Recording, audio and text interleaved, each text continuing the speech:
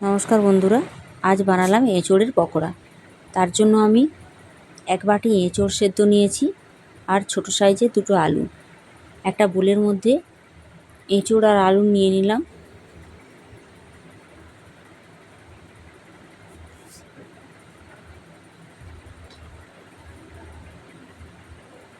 একটা পেঁয়াজ কুচি, দুটো কাঁচা লঙ্কা কুচি,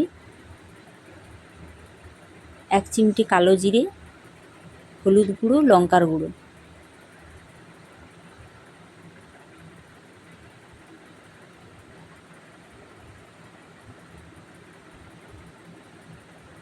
তারপরে 3 চামচ বেসন নিয়ে নিয়েছি, দিয়ে খুব ভালো করে, আর পরিমাণ মতো নুন।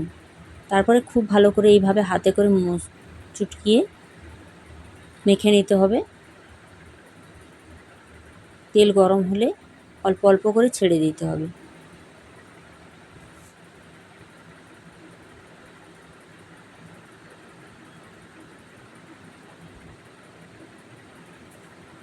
একটু আস্তে আস্তে ভাজতে হবে।